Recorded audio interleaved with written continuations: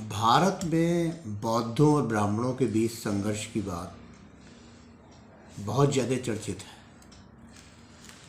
लेकिन ये प्रचार सारा अंग्रेज़ों द्वारा किया गया। आज जब हम भारत के इतिहास पे शोध करते हैं तो इस तरह का कोई भी उदाहरण भारत के इतिहास में नहीं मिलता। अब अगर हम गौर से देखें तो सबसे पहले हम देखते हैं अशोक के शिलालेख, जिनकी प्रमाणिकता पे कोई संदेह नहीं है और सर्वाधिक प्रमाणित आधार यही माना जाता है। उन सारे शिलालेखों पर लिखा हुआ है ब्राह्मणों और श्रमणों का सम्मान करो। यानी ये ब्राह्मण और श्रमण कौन लोग थे?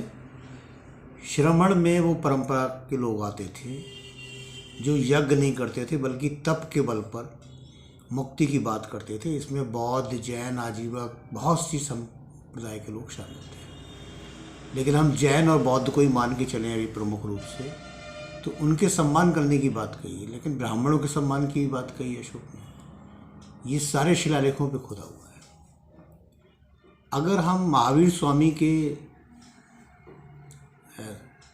ज्ञान प्राप्ति के बाद उपदेश देने की श्रृंखला को देखते हैं तो जो ब्राह्मण प्रतिष्ठित थे उस समय में शास्त्रार्थ की चुनौती दिया करते थे, उनसे महावीर स्वामी शास्त्रार्थ करते हैं और तमाम ब्राह्मण समूह के समूह उनके संप्रदाय में शामिल हो जाते हैं, जैन हो जाते हैं। ये हमें जैन ग्रंथों में मिलता है।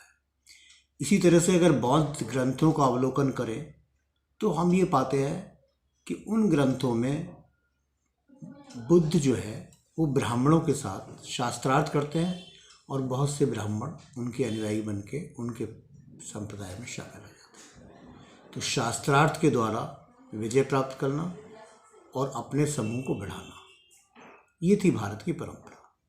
अब इससे आगे अगर हम चलते हैं तो देखते हैं कि जो नालंदा विश्वविद्यालय है बौद्धों का, वो विश्वविद्यालय बनवाया समुद्रगुप्त के वंशजों ने, यानी कुमारगुप्त ने। तो गुप्त काल में जिन्हें हिंदू राजाओं का श्रेय दिया जाता है, उन्होंने बौद्ध यूनिवर्सिटी बनाई, वो भी पटना से, यानी अपनी राजधानी के बिल्कुल पास।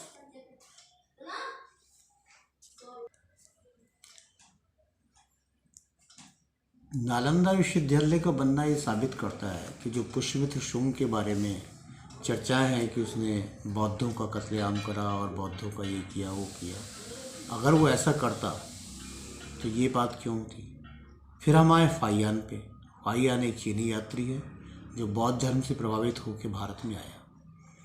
वो जब भारत में आता है कश्मीर की तरफ से और पूरे भारत में घूमता है तो उसे हर जगह बौद्ध विहारों में ठहरता है और बौद्ध विहार भी मिलते हैं और दूसरे शैवों के या दूसरे लोगों के वो भी मिलते हैं उसे, मठ।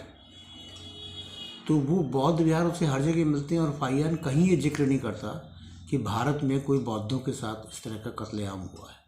अगर हुआ होता तो कोई ना कोई बौद्ध भिक्षु से ज़रूर सुना था कि भारत में इस तरह की समस्या आई है। तो ये नहीं मिलता।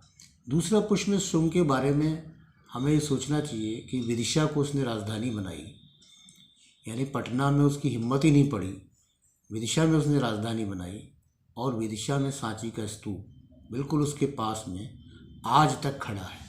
तो अगर वो बौद्ध स्तूपों को नष्ट कर रहा था तो सबसे पहले अपने निकट के सांची के स्तूप को नष्ट करता, ऐसा उसने नहीं करा। तो इसके बाद भी हम देखें तो फाहियान के बाद और चीनी यात्री आए, वैनसांग आया। सभी चीनी यात्री बौद्ध मठों में ठहरे और कभी भी इसका वर्णन नहीं करते हैं कि उन्हें कहीं भी किसी बौद्ध भिक्षु ने ये कहानी सुनाई कि भारत में बौद्धों का कत्लेआम हुआ। इसलिए सारी बात निरर्थक है जो भारत के ऐतिहासिक स्रोतों के आधार पे साबित नहीं होती है।